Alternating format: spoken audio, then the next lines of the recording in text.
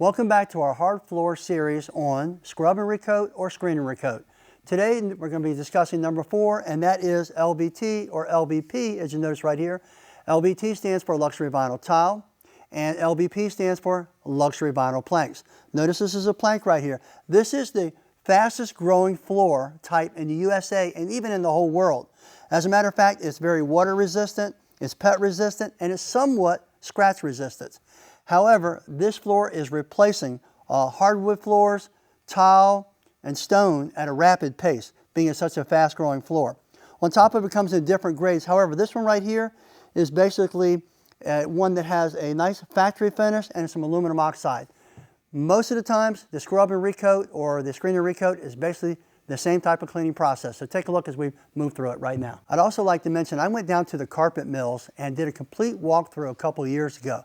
And I was shocked when I saw they shut down over half of their mills, their carpet mills, and they're completely reconstructing them for LVT and LVP. That shows you how much they're investing in this product in the future. You're going to see a lot more of it. So it's a very profitable niche if you can learn how to do it, and I'm going to teach you right now. Okay, before we get started with the cleaning process, just like we did in the first 3 of the series, we took and we did a walkthrough, and we also set the expectation level along with the client.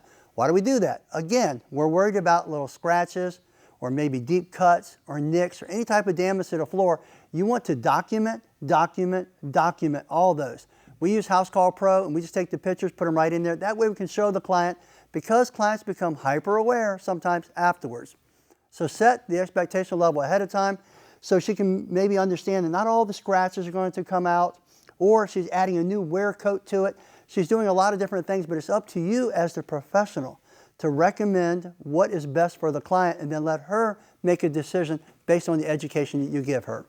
Okay, let's go ahead and get the process started. Just like the other floors, you always want to take the time and sweep and maybe even go ahead and vacuum. The reason being, again, is you don't want a little pebble, you don't want a little soil behind, and you don't want to leave any scratches because the floor might already be scratched somewhat. Now remember, you can help the customer pick out the sheen. I highly recommend going with a satin most of the time, or even a matte on these floors. That really works good for pets and it hides a lot of imperfections. Sometimes when it's too shiny, the customer really doesn't like it. Now don't forget again to ask the client as you're doing the walkthrough and setting those expectation levels, has she used any type of topicals on the floor? Of course, you're going to take the time to do a micro test anyway, but you still want to find out if she used any type of waxes. Has anybody been inside there with any type of cleaners? Has the maid done anything to the floor? You want to clear that up first, because a lot of times that's going to take more product and more time to do the job, and you need to charge accordingly. Okay, let's talk chemistry and hardware. The good news is this floor is very water resistant. It's also very durable, so you can actually go fairly aggressive with your chemistry if need be, if it's really soiled, because remember, there's a lot of ridges and grooves in here, especially when you have this hardwood floor looking type of plank right here. A lot of soil gets stuck up inside there. I prefer just to use a scrub pad. Today we're going to be using the revolver machine by TMF. It's pretty cool. Can use a 175. The square might not work as well because you're working with the ridges, so I kind of prefer to use a 175 or rotary, but I'm sure this will do a great job as long as you got a scrub pad on it. Now, I would be using the Finish'em multi-purpose cleaner right here. This will do a great job getting that soil, loosening it up, and getting it out of there for you. Now, when it comes to the 2 finishes, again, we have basically a product that lasts up to a year. That'll do a great job. For the customers who just don't have, you know, it's more affordable product for a client who's maybe on a budget. But on the over here, we got a product that lasts up to 3 years. It's a 2-part, 100% urethane, and this is very durable. It adds another wear coat to this right here, and we recommend 2 coats on this, 2 coats on this. Now, if you want to increase the sheen, just add more coats of your 1 part. We feel like we have it at the perfect sheen. I do not recommend a high shine on these floors. Customer just might not be satisfied. Look at this beautiful matte finish, and that's what a lot of these high-end homes are going with these days.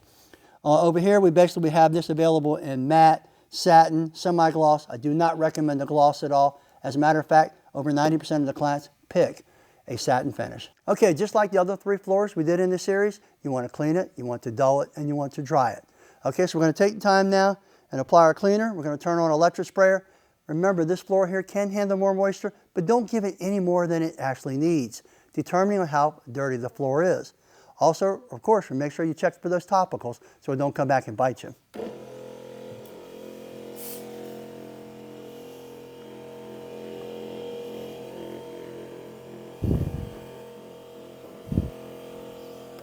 Okay, notice the separation and the pooling that's going on here in the water right here. That is showing you that this floor definitely needs to have a good preparation done. So we're going to hit it with a surface prep pad. Here's another pro tip that will save you a ton of money, time, and heartaches. What is that? Make sure you check the baseboards and make sure it's not MDF, medium density fiberboard. The last thing you want that to do is get moisture on it. It'll start to expand, it'll fall apart, and guess who the client's going to blame? She's going to blame you. So I highly recommend picking up some tape and drape, especially if you're in doubt. Go ahead and wrap it good. Okay, at the end of this hard floor series, I'm going to have a complete video of the TMF revolver. You're really going to love this machine because it's so simple to use. Anybody could use it. The learning curve is just so minimal compared to a swing machine, which will grab you and go all over the place. This stays nice and level because it's wheels down, and it's actually very smooth, very easy to use. Plus it has a built-in vacuum, so that way if you're working with hardwood floors or some dusty situations, you can get it out of there, and it comes with a little skirt too. All right, I'm gonna show you how easy it is to use this bad boy. So watch for that video at the end of this series. You're really gonna like this machine a lot. Got a little safety on it, pull it, and look how easy this thing is to move back and forth. Just wanna be careful around your baseboards. Now if you want to, you can probably keep the skirt on there and give you just a little bit more protection along the edges. All we're trying to do here is clean the floor, but we also want to abrade it. And then I'm going to rinse it. Now you can rinse this with a mop if you want to. And you truck mount and portable guys, you already know that you can, on these LVT floors, you can use a tile tool or you can use a spinner tool. Just remember to keep the PSI a little lower. I like around 800 PSI because last thing you want to do is leave any halos in this floor if you're running ultra high PSI. But really, 800 PSI will do the job. Just give it a good scrub with the prep pad, give it a good rinse, and you'll be good to go.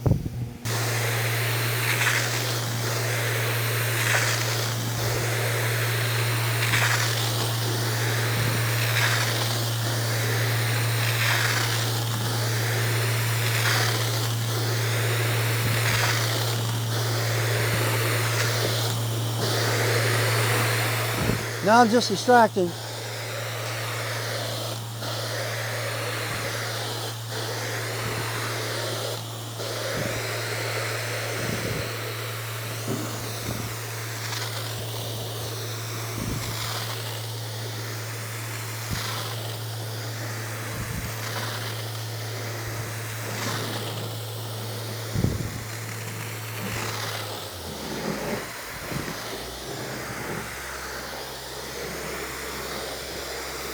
Okay, now I'm going to take a clean microfiber mop and I'm going to go over top of it.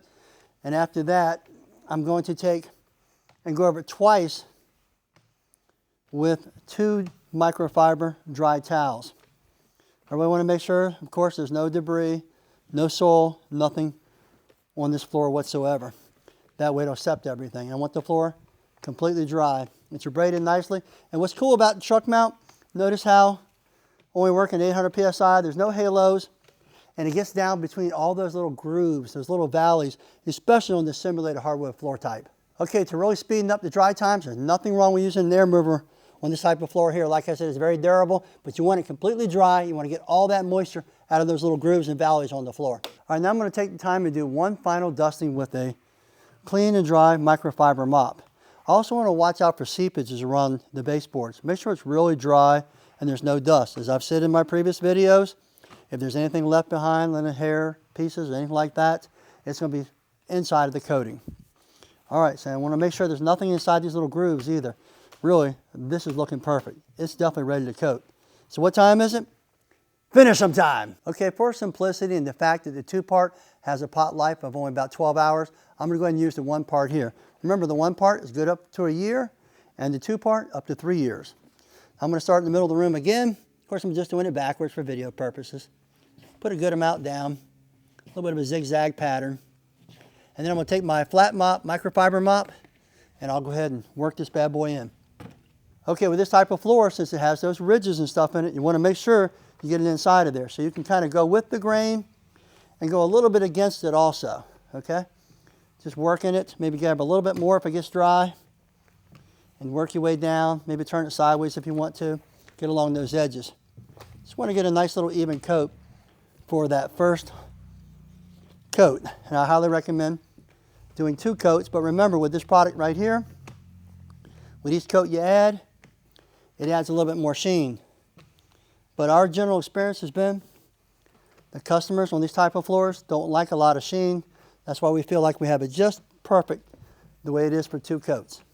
Now these floors are taking over the flooring market. Now it's your opportunity to build that niche and take over the cleaning market. Especially see how easy it is to go ahead and clean them and also coat them. Finishing products got your whole line covered, whether it's the finishes, whether it's the stripper, whether it's the cleaners. And speaking of the cleaner here, don't forget this multi-purpose cleaner also is available in a leave behind. So you leave with your clients so they can maintain it in between, and then you can go ahead and be the hero when it comes to LVT and LVP floors. Pro tip to pass on to your clients. Pet stains will not permeate this coating, so that's kind of cool with a 2-part. Also, I want to let you know all the different floors this 2-part will do. It will do laminates, it'll do the LVT, the LVP like you're looking at right here, terrazzo, VCT, rubber, and epoxy flooring. So this is a very versatile product and can make you a lot of money if you take on these niche floors.